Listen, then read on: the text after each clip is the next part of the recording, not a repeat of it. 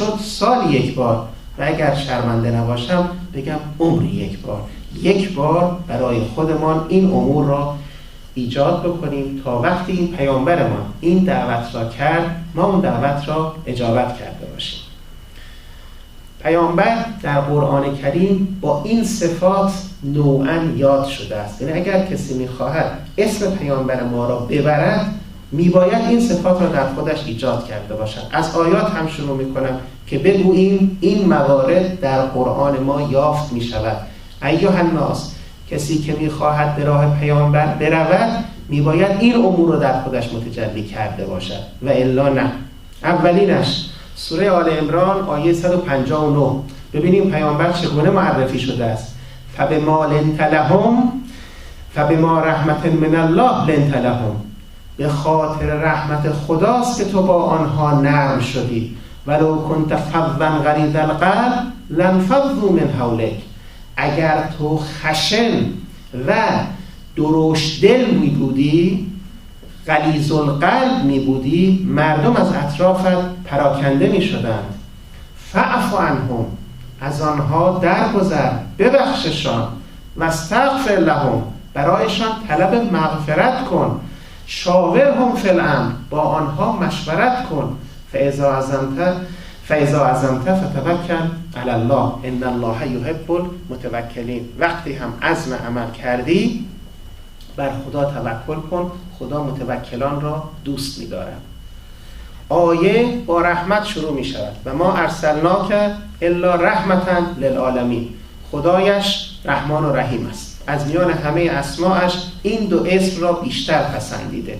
نیامده بسم الله القاسم الجبارین در کتابش بنویسد، مبیر الظالمین بنویسد، آمده رحمان و رحیم را به نام برای خودش انتخاب کرده. کتابش هم کتاب رحمت است، رسولش هم رحمتا للعالمین است. و حالا میگه به خاطر رحمت من تو صاحب نرمش شدی.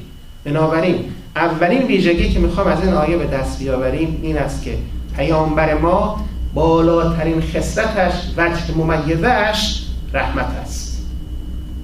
به خاطر این رحمت با مردم اهل نرمش است. لنت لهم، لین شدن، نرم شدن، مقابل خشن بودن است. چگونه با مردم نرمش میخواهید انجام بدهید؟ این که بتوانی با مردم گفتگو کنی، این که حرف مردم را بشنوی، این که وقتی در جمعی نشسته ای آنگونه رفتار کنی، وقتی ناواردی وارد جمع می شود بپرسد کدامتان محمدی، برای اینکه هیچ جایی بالاتر از دیگران، متمایز از دیگران برای خودش انتخاب نکرده است. برای اینکه این سخن امام علی در نهج البلاغه است، میگه نشستنش مانند نشستن بندگان و بردگان بود، نه مانند نشستن شاهان و سلاطین. اینکه ما جان عالم قربان پیامبر می شود به خاطر اینکه همانند ضعیفترین مردم زندگی می کرد.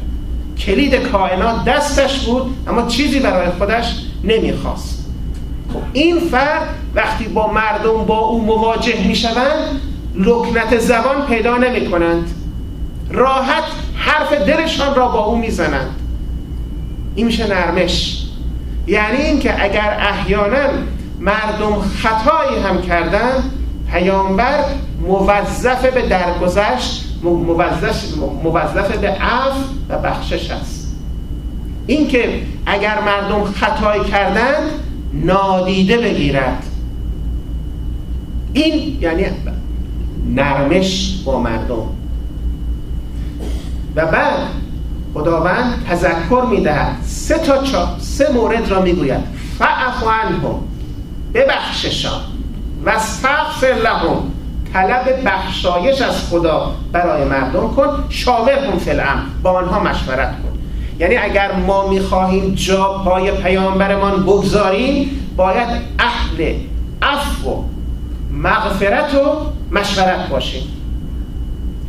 اهل عفو باشیم یعنی اگر جایی هم شرعاً و قانوناً میتوانیم مجازات کنیم، اگر به نام پیامبر نشسته ایم اگر ادعای نمایندگی و جانشینی پیامبر میکنیم میباید اهل گذشت باشیم، نه اهل انتقام.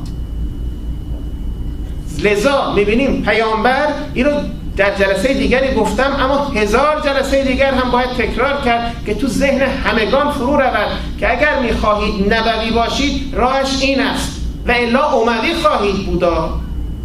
پیامبر در زمانی که در مکه بود 13 سال هر جرم و جنایتی علیه خودش و صحابهش وارد شد.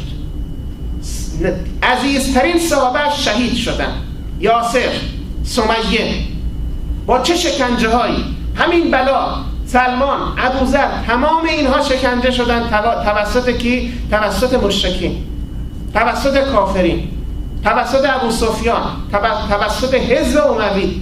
خب عقل اقتضا میکند وقتی تو با مکه را فتح کردی با اون عظمت اینها رو مجازات میکنی، کما اینکه انقلاب ها که پیروز میشن فی الواقع اصحاب رژیم سابق اعدام میشن. اما پیامبر ما چه کرد؟ اعدام کرد. چه کسی رو اعدام کرد؟ پیامبر وارد مکه شده، همه آمدن سراغش داد میزنن، مسلمان هایی که زجر کشیدن، شکنجه شدن. الیوم یوم الملحمه، امروز روز انتقامه، خوشا به حالمان، میخواهیم بریم انتقام اون 13 سال رنج و شکنجه و فشاری که به ما دادن بگیریم. پیامبر وجود مقدس رحمتا للعالمین میگه الیوم یوم المرحمه لا یوم الملحمه، امروز روز انتقام نیست، من مبعوث شدم تا رحمت الهی را بین شما منتشر کنم. امروز روز رحمت است، روز بخشش است. هر چه کرده بود بخشیدم، حتی خانه دشمن خودم را مأمن قرار دادم، هر که به آنجا پناهنده شود مجازات نمی شود. خانه ابو سفیانی که او و هند جگرخوار همسرش حمزه سید الشهدا عزیزترین فرد و پیامبر را شهید کرده بود. این شیوه پیامبر است. ما چه کرده ایم؟ 22 بهمن نزدیک بود، می توانستیم اقتدا به پیامبرمان بکنیم، بگیم مشکلاتی در جامعه ما بود، به گذشته ها صلوات، میاییم همه را میبخشیم، در زندان را باز میکنیم، نشان میدهیم که ما هم یک جو از پیامبرمان به ارث برده ایم.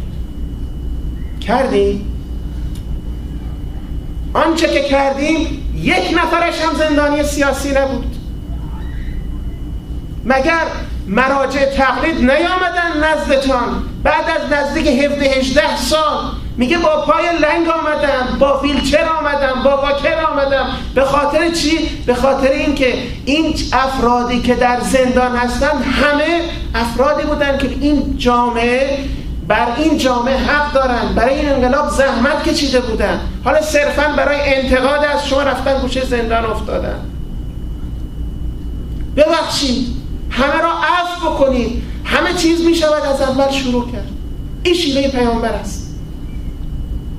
نه یک نفر، نه 2 نفر، 10 نفر. مشورت مگر معنایش چیست؟